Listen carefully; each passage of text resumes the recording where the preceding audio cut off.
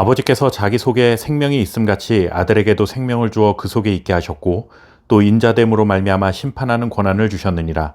이를 놀랍게 여기지 말라. 무덤 속에 있는 자가 다 그의 음성을 들을 때가 오나니 선한 일을 행하는 자는 생명의 부활로 악한 일을 행하는 자는 심판의 부활로 나오리라. 아멘. 사람들은 죽음을 인생의 끝이라 생각합니다. 그래서 살아있는 동안만 잘 살면 된다고 말하죠.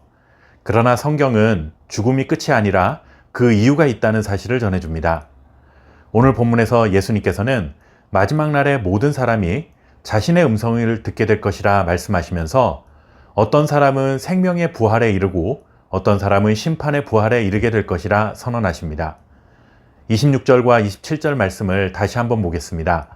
아버지께서 자기 속에 생명이 있음같이 아들에게도 생명을 주어 그 속에 있게 하셨고 또 인자됨으로 말미암아 심판하는 권한을 주셨느니라. 앞선 본문에서 예수님은 베데스다 목가에서 38년 된 병자를 고쳐주셨습니다. 그 사건을 통해 우리는 예수님께서 생명의 주가 되시는 하나님의 아들이라는 사실을 살펴보았습니다. 그런데 오늘 본문은 거기서 한 걸음 더 나아갑니다. 예수님은 단지 병을 고치시는 분이거나 아니면 사람들의 문제를 해결해 주시는 분이 아닙니다. 하나님은 생명의 권세를 가지고 계시지만 동시에 심판의 권세도 함께 가지고 계신 분입니다. 그리고 아들이신 예수님도 아버지와 동등하게 생명의 권세와 함께 심판의 권세를 가지고 계십니다. 예수님은 우리에게 생명을 주시는 분이시지만 마지막 날에는 이 세상 모든 사람이 영원한 운명을 결정하시는 권세도 가지고 계신 분입니다.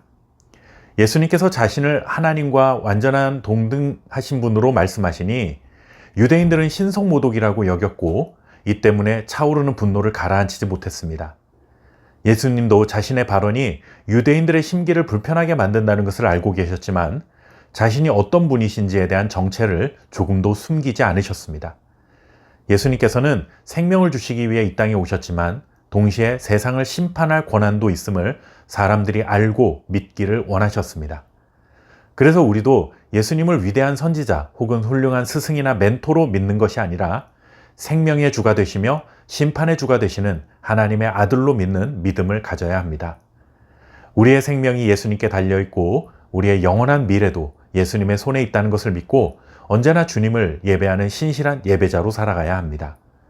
이어서 예수님은 마지막 날에 있을 심판에 대해 조금 더 자세하게 말씀해 주셨습니다. 28절과 29절 말씀입니다. 이를 놀랍게 여기지 말라. 무덤 속에 있는 자가 다 그의 음성을 들을 때가 오나니 선한 일을 행하는 자는 생명의 부활로 악한 일을 행하는 자는 심판의 부활로 나오리라.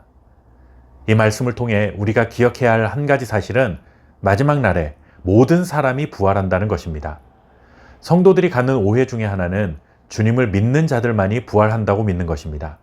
그러나 예수님은 무덤 속에 있는 자가 다 그의 음성을 들을 때가 온다라고 말씀하십니다. 믿는 사람도 부활하고 믿지 않는 사람도 부활합니다. 모든 사람이 예수님의 음성을 듣고 다시 일어나게 되는데 두 가지 서로 다른 결과를 맞이하게 될 것입니다. 하나는 생명의 부활을 맞이하게 되고 또 하나는 심판의 부활을 맞이하게 됩니다. 예수님의 말씀에 따르면 이 두 가지 부활 외에 다른 길은 없습니다. 반드시 둘 중에 하나의 결과를 맞이하게 될 것입니다. 그렇다면 무엇이 생명의 부활과 심판의 부활을 나누는 것일까요? 29절 말씀 이렇게 전합니다. 선한 일을 행하는 자는 생명의 부활로, 악한 일을 행한 자는 심판의 부활로 나온다. 이 말씀은 선한 행위로 생명과 심판이 나뉜다는 말씀이 아닙니다. 여기서 말하는 선한 일을 행하는 자는 예수님을 믿는 믿음이 삶 속에서 나타나는 것을 말합니다. 예수님을 믿는 사람은 예수님의 말씀을 사랑하게 되고 예수님의 말씀을 사랑하는 사람은 그 말씀에 순종하려고 했습니다. 물론 실패하기도 하고 넘어질 때도 있지만 죄를 사랑하던 사람이 하나님을 사랑하게 되고 자기 뜻대로 살던 사람이 하나님의 뜻을 구하는 삶으로 인생의 방향이 바뀌는 것을 말합니다.